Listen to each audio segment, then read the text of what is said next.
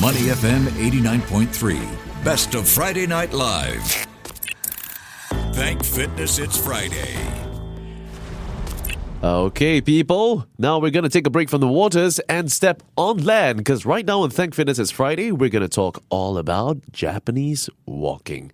Now, Neil, we all know the numerous benefits that comes with walking, right? Reducing heart disease risk, strengthening your joints and heart, boosting your mood, and potentially helping you live longer as well. And of course, there have been numerous workout trends that's been circulating social media in recent years. This is one particular trend I've picked out and has been taking the world by storm. The latest trend making rounds around TikTok and Instagram is known as Japanese walking. And one creator claims that in just 30 minutes, you'll get 10 times the benefits of hitting 10,000 steps a day. Wow. How does it sound That's like to you? extraordinary, yeah. It's crazy. I'm right? in. I'm intrigued. Okay, so first things first, let's talk about what Japanese walking is all about. Now, the term Japanese walking is basically called interval walking training. All right? And it's a science-backed exercise protocol, a simple way to safely ramp up the intensity and to help you reap significant health benefits as well. Okay. So it's also known as Japanese walking on the internet, but for the scientific term, interval walking training was developed by Japanese researchers to improve the cardiometabolic health of older adults. So unlike high-intensity interval training, many of us know that as HIIT. HIIT, yeah. Yep. IWT is a form of interval training that's accessible for people of all ages, as young as maybe 10 to maybe as old as 60 to 70, right? Studies have specifically looked at the benefits of interval walking training and found improved physical fitness and muscle strength as well. In fact, interval walking training is a great way to meet the recommended 150 minutes a week of moderate intensity aerobic activity. Wow. So, How is the big question? how? Yeah. Okay. But first, let's understand the differences between HIIT and IWT because there is some level of intensity to it. Okay. But they differentiate in terms of how much effort are you actually putting out. HIIT exercise or HIIT involves alternating between periods of lower intensity exercise and higher intensity exercise for a predetermined number of sets. So basically, you just do this workout for, say, for example, 3 sets of burpees. Then you rest for like 90 seconds, and then you go through that again and again and again. Intensity is typically gauged through your heart rate or subjective measures like rate of perceived exertion. Okay. But by pushing the intensity, you are likely to, enjoy the same health benefits with less time at the gym. That's why a lot of people take on HIIT because it doesn't really take a lot of time. Yeah. Right? You have, say, for example, I think in studios like F45, I think it's 45 minutes of training, but within that 45 minutes, you go through hell. Yeah. Okay? While it is considered generally safe, some research have shown that HIIT or HIIT exercise may lead to training-related injuries. Have you tried HIIT before? Not recently. No, I've got so many ailments and injuries and whatever. I have to manage my body very carefully. Yes. You got to be careful with that because HIIT requires you to move rigorously. Exactly. And you got to try to keep your heart rate as high as possible. I think my averaged at about 170 to 180. Wow. Which is pretty high. So the Japanese walking, or IWT in short, on the other hand, dials down the intensity and is considered safe. Now, the Japanese walking protocol comes from a study published by the Mayo Clinic back in 2007. So basically, over the course of 2 or 5 months, more than 200 participants with an average age of 63 were divided into 3 different groups. No walking training, IWT, and continuous walking training, CWT for short. Okay. So the CWT group was instructed to walk at 50% of their peak aerobic capacity at a fairly slow pace, the means of which you can still talk, and take about 8,000 or more steps per day, at least 4 times per week. Now, the IWT group were told to complete the protocol above 4 or more times per week.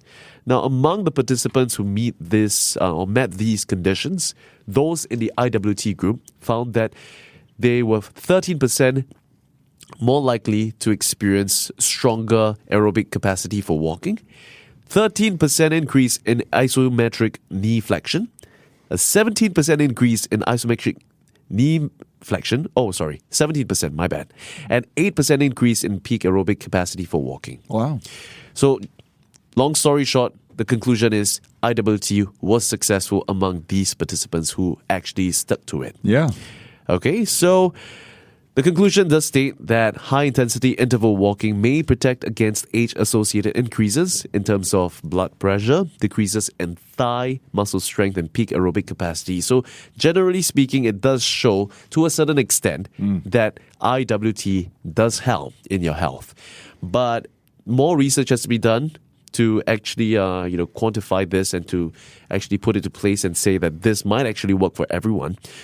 But keeping that in mind, I think this is a good enough reason for people to consider IWT, considering how it is likely to improve physical fitness, body composition, as well as people with type 2 diabetes. Yeah, very good.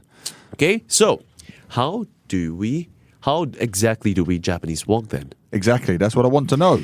So no matter your fitness levels or goals, it can be a great way to start. Here's what you need to do. Alternate walking at intensity for 3 minutes until you reach 30 minutes. Incorporate this workout in your routine 4 times per week. So basically, every 3 minutes, you want to walk fast. Let's say you're going to start fast, right? Walk fast for 3 minutes, and you want to walk at about 70 to 80% of your capacity. 70 to 80% means you could still maybe just spit out a few words, but it would be hard to hold a proper conversation. That's how you tell.